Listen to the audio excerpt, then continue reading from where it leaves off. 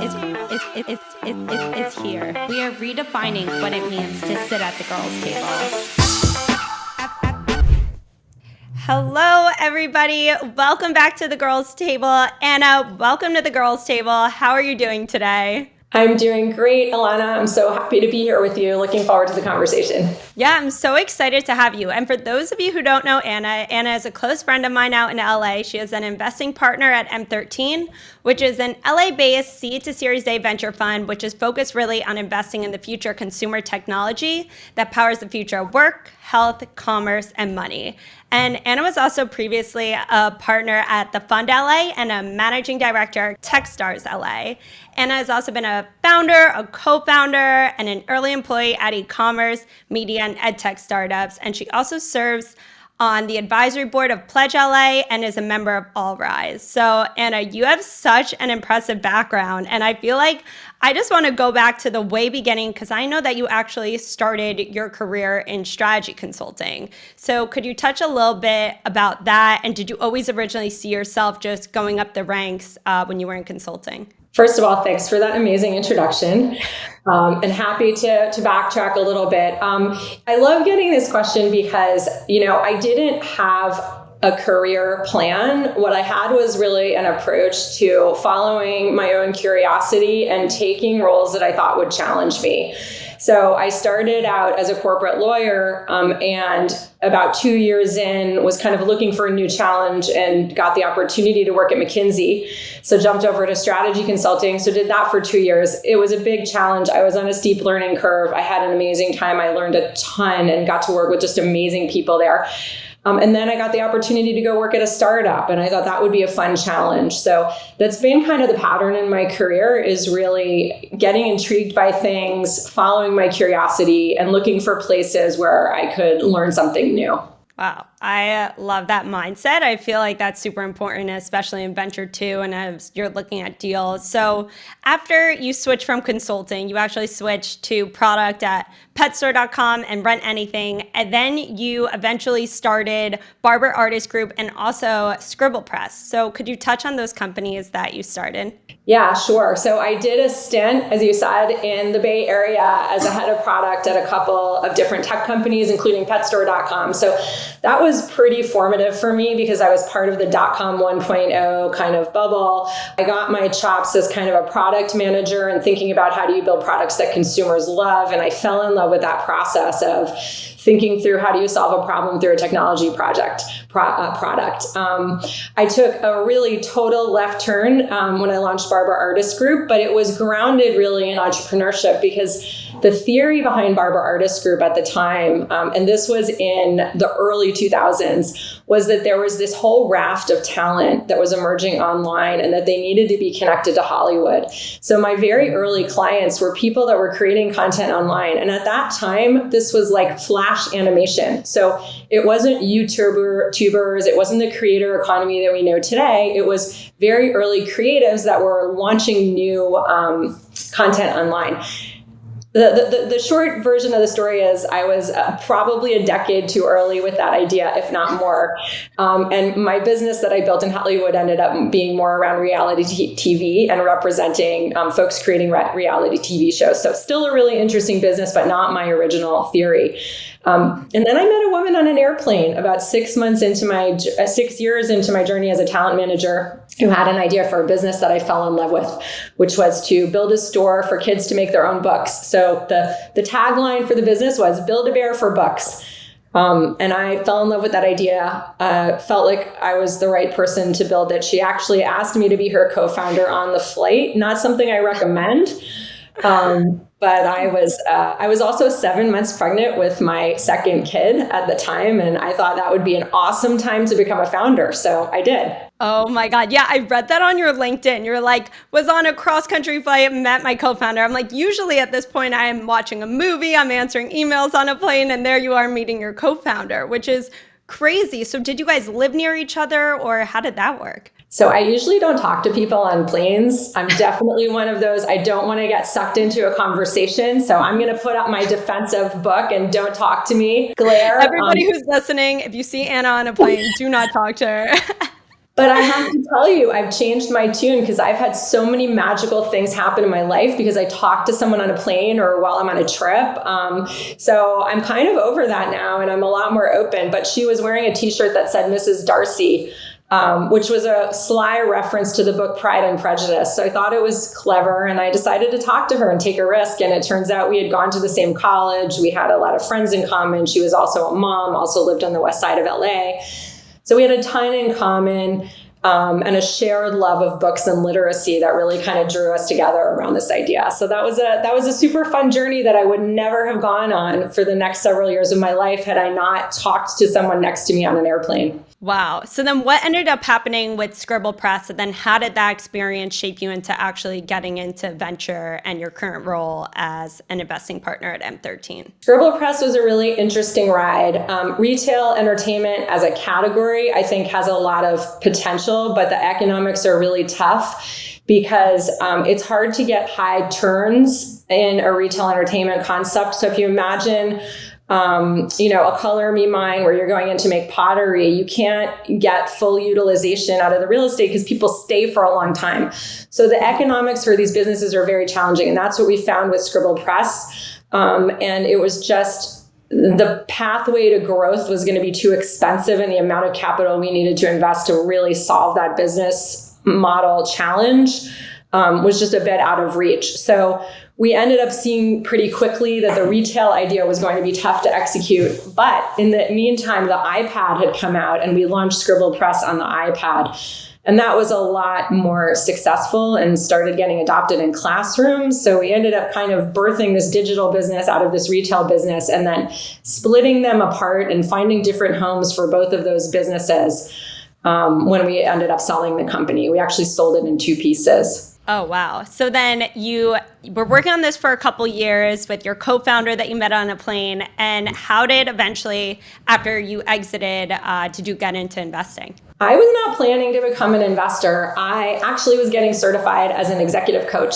I had a really challenging and growth-filled journey as a CEO, and I became really interested in what makes great leaders and how do people discover their best leadership qualities. So I was going to become a coach for founders and was set off on doing that, and I started building my client roster when I got a call about running the Techstars LA program. What drew me to investing as a platform was it's a way to help founders where your incentives are totally aligned because with their success as an investor, you also do well. So I thought it was a great venue and way to build deep relationships with founders, the kind of relationships I wanted, and be able to kind of help them and coach them and mentor them. Just support them through the process. And what do you think are those qualities that you mentioned when you want to become this executive coach that you think founders need to really be able to manage a team and help grow the company? I think a deep understanding that your job as the CEO or leader is not to have the answers, but to ask the right questions, and a deep confidence that is totally dissociated from what you know and kind of owning the decisions, but it's about creating the right space for your team. That's number one. So I call that kind of servant leadership. Number two, I think an ability to see quickly when you're wrong and shift course. The founders that are successful are the ones that can look at the situation on the ground, see where something's not working, and make a change quickly. The ones that don't succeed are often the ones who stick to their plan, even when the evidence is showing them that their plan is not working. So that one thing, an ability to kind of shift quickly, is incredibly important. And then like an ability to build a strong team around you, not just people to work for you, but the right advisors, the right people to go to in a crisis when you need someone who has been there before. I call these Pied Piper founders because they're able to collect a bunch of people sort of following them. And that's one thing I really look for. Yeah. So how do you find that? Like, I think that's the hardest thing as an investor. It's like you want them to be shipping products quick. You want them to be able to pivot if they need to pivot. Like, it seems obvious, but I think one of the hardest parts as an investor is, okay, you're talking to all these companies, but is there any specific questions that you usually ask founders that really help you gain a better understanding of their ability to kind of reach those milestones? Well, a little off target to what you're asking, but one of the questions I ask founders is if you weren't doing this, what would you be doing? And really what I'm looking for there is, why are they doing this? I'm sort of asking that indirectly, and some of them say, I can't imagine doing anything else because I'm so obsessed with this problem, which I think is a great question. And, other ones talk about something else that they would be doing to kind of serve the customers. So I'm looking for kind of an external motivation, or really an intrinsic motivation to kind of help people. And then, it's not a specific question that unlocks the answers that gives me a clue about what people are like. It's more, how do they engage with the questions I ask? Are they thoughtfully going, oh, that's interesting, let me think about that? And do we get into a back and forth discussion is really what I'm looking for. Is there sort of the idea that we're co-creating something together in the conversation and building on what each other says? That's sort of what I'm looking for in a first meeting. Interesting. And then, of course, when you're talking to other people in the company, what is the experience of coworkers, co-founders, employees of working with that person? That tells you a lot. Yeah. And I think that's really good to know. And what do you think are the main lessons that you learned as a founder and operator that you think make you a better investor? Oh my gosh, how long do we have? I used to do this talk, the 5 smartest and dumbest things I did as a founder. And I think my biggest strength as a founder was I really knew the numbers and understood the financial drivers behind the business and what levers were going to mean progress. I was able to see the business from a financial performance perspective. And that's something that's essential for a founder. You've got to be always thinking about, the P&L and the unit economics of your business. So that was my big strength. My big weakness was thinking that I had to be the one to have the answers, and not really understanding that it wasn't my job and that people weren't necessarily expecting that from me. And I guess a lot of times you'll see either on Twitter or other VCs say that basically to be the best VC, you need to have founder experience. I was curious because I know you had founder experience. Do you feel like the best VCs need to have founder experience in order to be successful? I think I know great VCs who weren't founders. I think what's helpful about it is that you understand deeply from a personal level, if you have been there, that the founder journey is not a straight line, and that a company might not be doing well in this second, and it doesn't mean it's not going to be doing well in 4 months. I have seen VCs who have never operated get really worried when it looked like things weren't going well, and have that kind of drive them to a place of being controlling or directive with their founders, which just isn't helpful.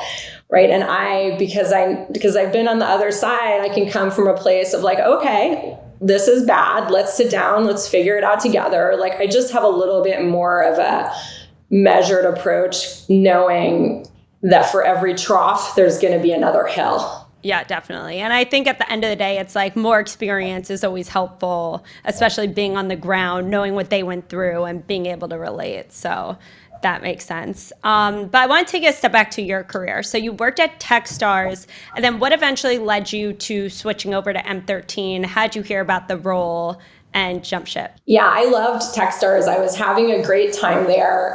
It was a fun role. I love really working with early stage companies. I love the LA tech ecosystem. It's been wonderful over the past 6 years to be part of helping build and grow what's happening here in LA tech. And I wasn't really looking to move, but I knew the M13 team. I'd actually co-hosted an event with them for Jerry Colonna, who's a well-known coach for the entrepreneur community that I have a relationship, and so does M13. And I knew Carter and Courtney, and they had written a small check into a fund, the Fund LA. So they were LPs. And they had hired Lizzie, who's a good friend. So I was very well aware of what they were doing and was kind of tracking them. But they reached out about a role, and I thought it was an intriguing opportunity. Again, with what an opportunity to learn, to help build something, to work with an amazing group of people.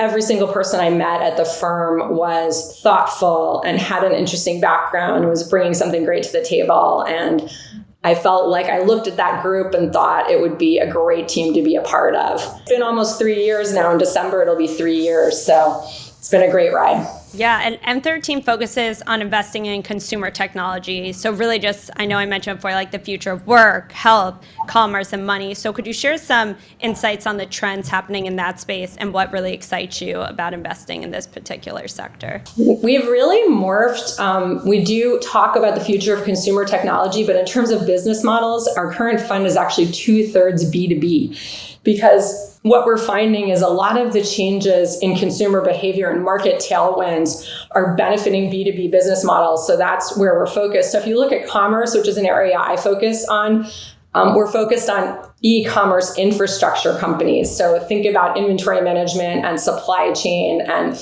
marketplaces. I'm personally very interested in marketplaces. I've invested in 3 B2B marketplaces, all of which have, I'd say, operational complexity as a moat. And those are Upwards, which is a childcare benefits marketplace, Source, which is a marketplace for furniture, fixtures, and equipment for the commercial construction industry, and then Max Retail, which is a marketplace for unsold inventories. So they're consumers kind of involved, but really those are kind of B2B business models. Some of the trends that we're seeing on the commerce side, there's still whole swaths of commerce that haven't had technology to kind of modernize them, mostly on the B2B side. So we're focused there. And then, of course, we're thinking a lot about AI. And I think what's interesting about AI right now isn't so much the buzz around the consumer applications, but really how quickly enterprises are trialing and adopting AI in their core business processes. And we think what's driving that is just all the attention on AI in the news cycles, because there is a sense and an understanding and the leadership of, the largest companies that if they aren't ahead of the curve on AI and capturing those productivity gains, that their competitors will be. And so that is driving enterprises to faster trial and adoption of AI technologies than you would normally see in a tech adoption cycle. And so that's just very interesting from an investing perspective to think about what opportunities does that create. Yeah, for sure. And I think there's so many opportunities in AI as a whole. Like, obviously it's a buzzword, but I think like we're seeing it and I feel like it's going to affect our daily life. And if these small startups could do things quicker by utilizing AI and the technologies, it's just helpful. Yeah. On the other hand, I also think that willingness to try things has enabled a lot of companies to get meaningful revenue, up to $1 million very quickly that may not actually signal long-term viability of the business. So I think there could be a false positive signal here too with some of the traction these early AI companies are getting. So it's really important to look for what do we think is going to be a new product offering that's going to have legs for the long term. And not just get some early, customers trying it. I guess when you're talking about that, is there any specific company that comes to mind that you've seen really implement AI into their business process and be able to sell it that you think will be helpful in the long term? What I think is some of the most interesting applications are things around medical diagnostics. So we've recently invested in a company that is using AI to identify disease states earlier. And I think that has massive potential because anytime you can improve care outcomes, that's a massive economic benefit. Of course, the real important thing is people getting identified as having a disease sooner and getting cured, right? Improving treatment rates. But that's an area we see a very clear use case because it's so easy to look at the outcomes and see the better outcomes from a medical perspective. The other place we think is really interesting is AI compliance. So thinking about as we launch more of these AI tools and agents, how do we keep them in compliance with law and in compliance with company policies? And we've invested in a company that's working on that problem, thinking about how do we make sure our AI agents aren't breaking the law and what they're recommending? So there's an ancillary effect as more AI gets adopted of entirely new markets like this AI compliance market that are being created that never existed before. And so some of those blue ocean markets are really exciting places to invest. All right, I'm going to take it to the founders who are listening, because I know that there are a lot of founders who go out and raise, and you as a VC are talking to hundreds of founders a month, if not a week. So what are the 3 common mistakes that you see founders make while trying to fundraise? I think sometimes founders talk about how they're going to spend the money when what investors really know is what they're going to accomplish with the money. So I think it's important to put yourself in the investor's seat and say, as an investor, let's say I'm a pre-seed investor, I want to know if I give you money, it's going to put you in a position to go raise a seed round. So I want to know how far you can take that. What are you going to learn? What are the metrics you're going to be able to generate? Not that you're going to hire an engineer, for example. So that's one mistake, is framing that we need money to spend it on X as opposed to we need money to learn Y or accomplish Z. I think another mistake is thinking that investors are just money. I think the founders that have been at it for a while fundraising know that not all investors are created equal, and that picking the right investors and having people that can really help you grow the business as well as write you a check is important. It can also really turn off investors if people feel like you're just looking for a check, because people, this is a relationship. It's ideally going to be a 10-year plus relationship, and it's important that your investors feel part of it. So you need to look for someone you actually think is going to help you and that you want to be talking to on a weekly, bi-weekly, monthly basis. Third is not doing research on who your investors are beforehand. And, it goes a long way to know a little bit about the person's portfolio before you get on the phone with them, right? Just like it's really better for an investor to have read your deck and know a little bit about you before they show up. You should also know a little bit about them. You're going to have a much better conversation. I like those. And I think that's so true. And I do believe a lot of times it's like somebody's reaching out to me and it's like a CPG company. And I'm like, we're Web3 crypto, but you should really reach out to different funds. So I think the importance of really knowing who you're speaking to and what their investment strategy is.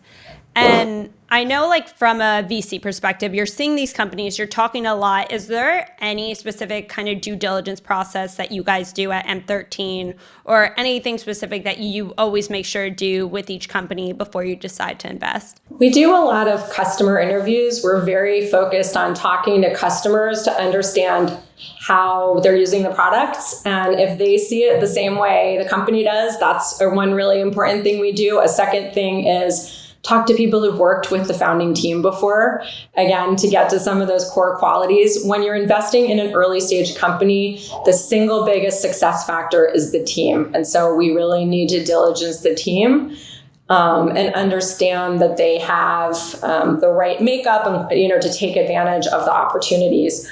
And then third, as a Series A fund, we're very focused on financial underwriting, and we also do. We need to build a picture of how this can become a huge business.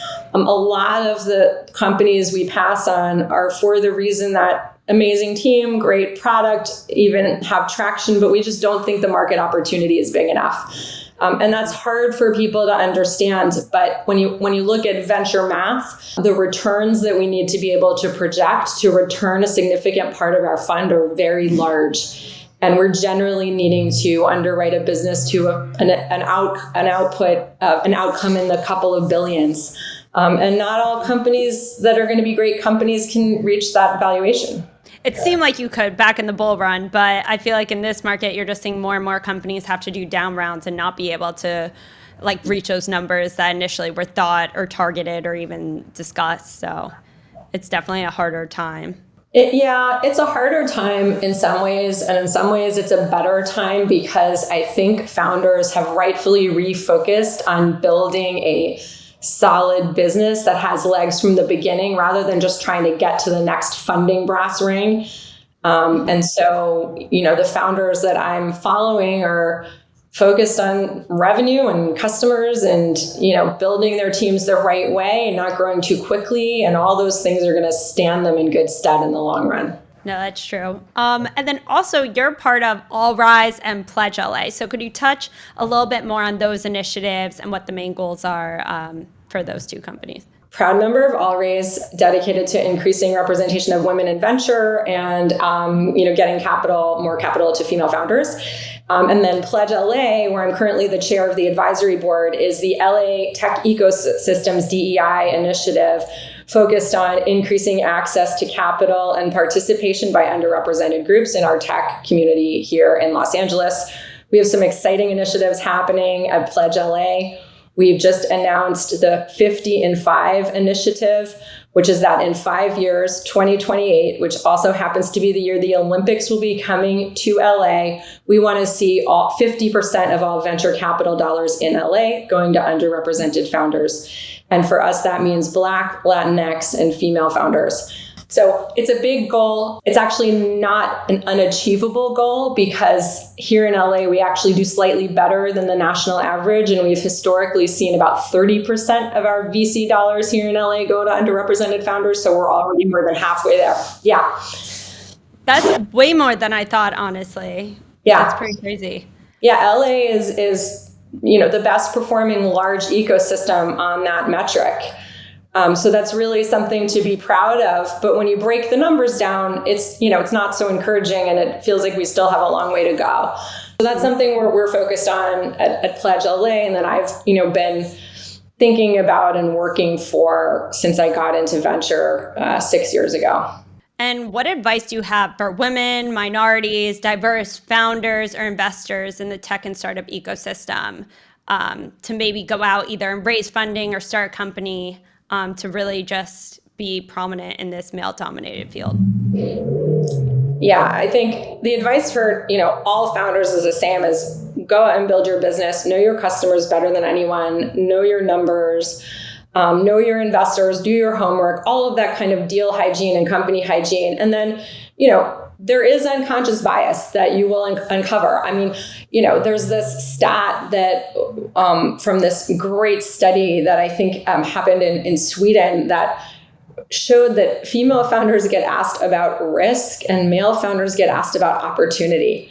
So you could, if you see this happening in a pitch meeting, you could either choose to get upset about it and start complaining about, the way things are, wishing that they were different. Or you can say, okay, I got the question about risk. I'm going to turn it into the question about opportunity and turn the question around to talk about the positive aspects of, how you're going to grow your business. So that's sort of my general advice. And all this stuff is flip the narrative where you can, and turn a challenge into an opportunity.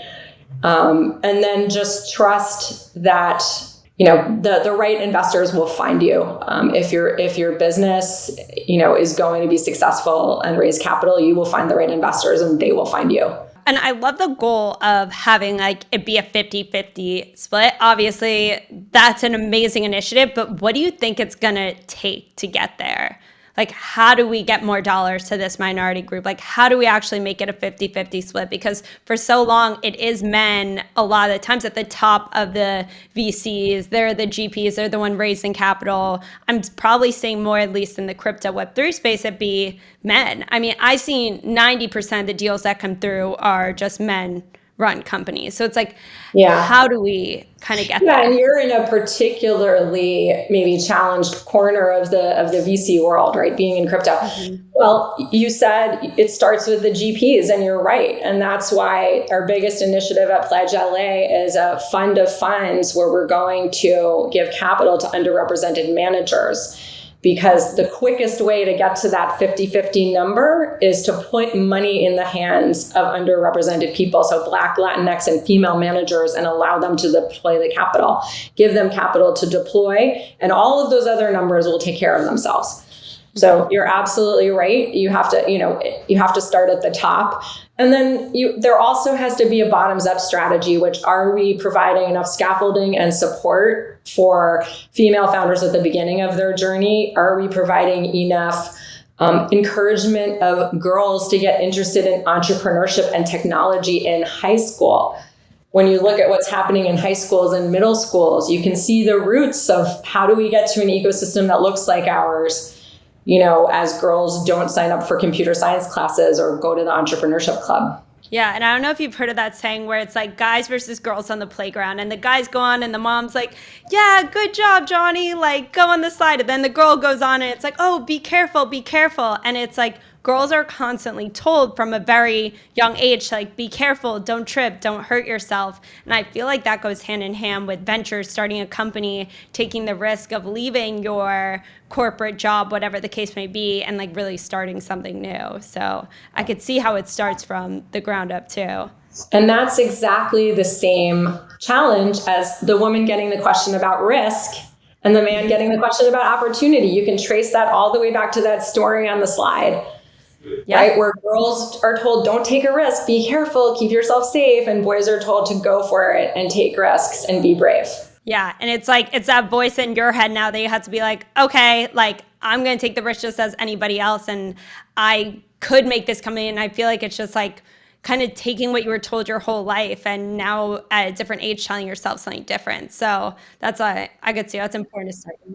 You know, I never got the memo about be safe and don't go on the slide. My mother was too busy working and building her company to, follow me around, worry about me staying safe. And so I didn't have the risk gene. I just grew up thinking that I could do anything or be anything. And so I wish we all had that experience. Yeah. I feel like I had the one where my mom and my dad were like, be careful, study accounting, do this. And I feel like every single time I told myself being like, no, I'm going to find a way to do what I want and I'm going to make it work. And I did that wanted to go to camp during the financial crisis. And my dad was like, we can't afford it. Like the stock market just crashed, lost a ton of money. And I was like, all right, I was in like the 6th grade. I'm like, I'm going to go call up camp and see if they have any scholarships because everybody's going, I really want to go. And the guy was like, you are the only camper who has ever called me since my 25 years of being here. And he ended up giving me a scholarship and I was able to go. But I feel like I was just like always found a way to kind of make something work if I wanted to. But it's like, how do you get other women and other individuals to really have that same mindset where it's like, you could take the risk, you could try it. And like, worst comes, it doesn't work out. And like, sure, there's other risks involved, financial, but like at the end of the day, it's like you only have one life and like try what you want to do and like see if it works and see if you can make it happen. So I love that story that you called that camp director. That is such a perfect kind of illustration like of your personality and your approach. And yeah, we need more of that. Yeah, well, thank you. And I just want to end it like, how do you think about differentiating yourself as an investor? Like, I look up to you so much. Like, you're a partner at one of the top firms that I see in LA, if not in the world. Like, how do you really differentiate yourself and make yourself the best investor? I want to be the best investor just for the people that I'm working with, right? And what that means to me. So I'm defining success as, do the companies that I'm actively working with really value me on their boards and value my advice? And there was this quote recently, I don't know which founder said it because it was anonymous, but someone said I was a full stack investor, which to me means I've got strategy, I've got network, I've got connections. When you need to be lifted up, I'll lift you up. When you need to kind of, be read the riot act, like I can do that too, but I've got your back when you're not in the room.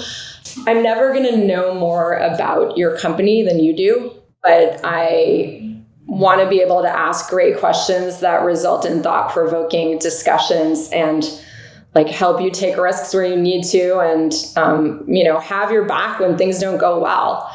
And that's really what it's about. And then all the other stuff, the thing about M13 is like, it's not just me, it's our whole team. We've got 3 operators for every investor. So I want to be that trusted relationship, but then also, I come along with this incredible team of operators that really deeply adds value for our companies, from data and hiring to product strategy to network and connections to fundraising support. So I feel like it kind of turbocharges what I'm bringing, but the core is like, am I deeply trusted by the CEOs I'm working with? Yeah.